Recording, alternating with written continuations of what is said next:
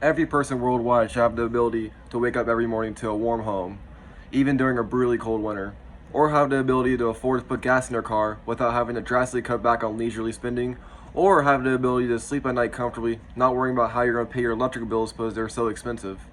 These realities are looking bleaker by the day for those living in Western European countries like Poland, Germany, and France. Us Americans, a whole ocean away, have actually dealt with some of these problems. Like over the last summer, our gas prices in places were up to $5, $6. And I know for me, for one, I had to cut back on some of my spending when I just spend $100 to put gas in my tank. However, the outlook is not near as desolate for us here as it is for those in Western Europe, as they're in the midst of an energy crisis we haven't seen since the late 1970s. And this is all because of the Russian invasion of Ukraine. Because of this invasion of Ukraine, there has been a tightening of tensions across the world as the greater global community has condemned Russia for their hostile actions. But this increase in tensions have led to a plethora of downstream effects that affect those all across the world.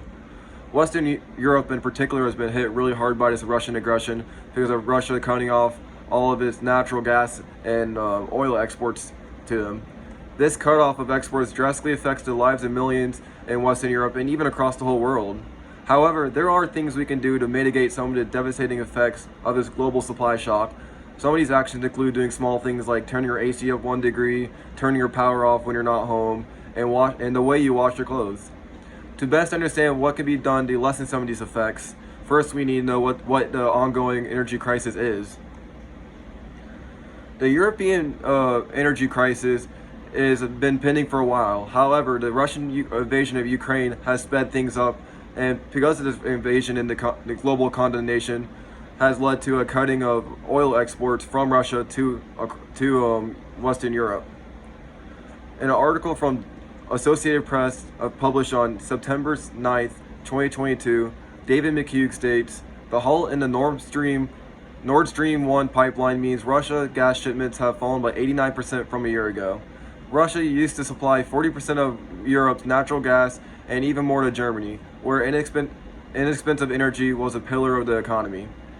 This cutback of inexpensive energy from Russia to Western Europe, like Germany is the hardest hit, and Poland, France, the Baltic countries, has really had a downstream effect as gas prices have gone up. Everything uses gas. Like everything needs gas, transportation or running machines, and that causes high inflation. This is a big part of why inflation is so high in some of these Western countries.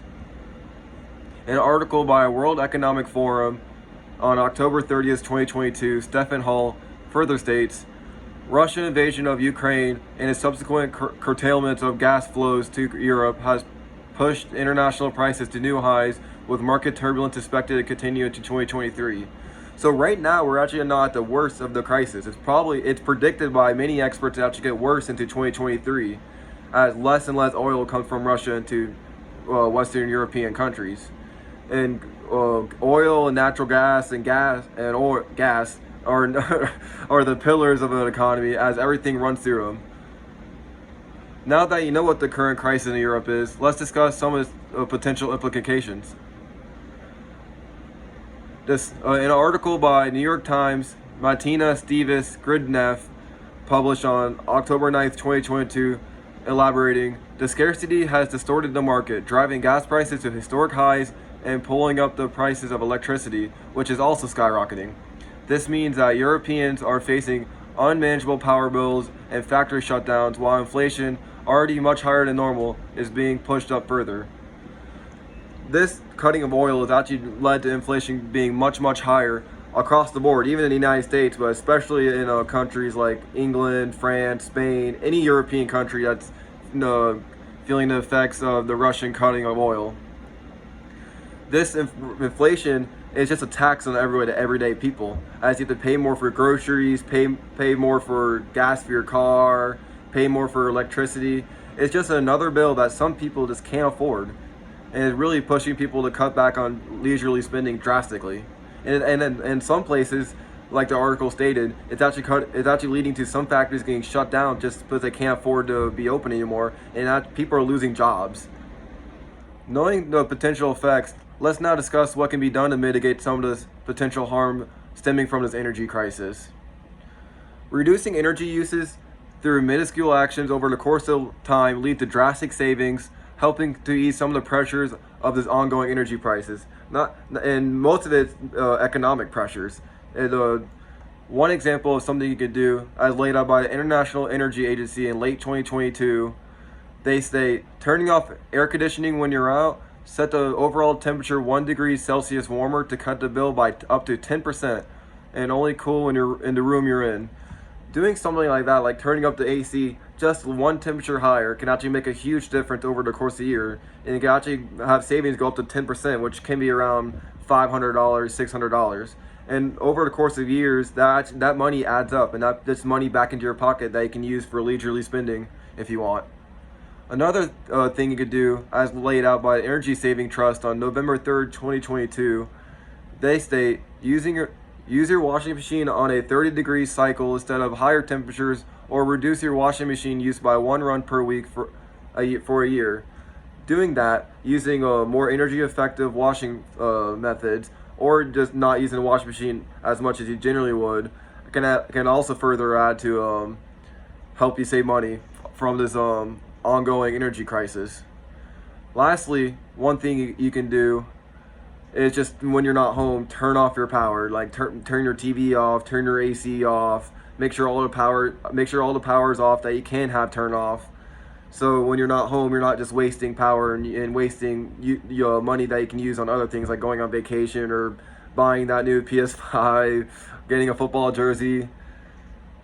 Overall, I listed out the causes and effects of the ongoing energy crisis in Europe, as well as some of the small, simple solutions you could do to ease off some of the pressures felt by this great supply shock, one we haven't felt since the 1970s. In the midst of a drastic Russian cutting off of oil exports to Western Europe, remember that there's a plethora of actions you can do as an individual to reduce across-the-board energy use in your house, and everyone does it. Every home does some of the things I listed out. It can lead to great overall lessening in prices and lessening in the pressure of the energy crisis. What you can do is turn your thermostat as high as possible. Turn things like your AC or your lights or your TV off when you're not home. And lastly, try using eco-friendly methods like using your appliances like a washing machine or even your refrigerator. I know refrigerators, a lot of them have eco-friendly modes.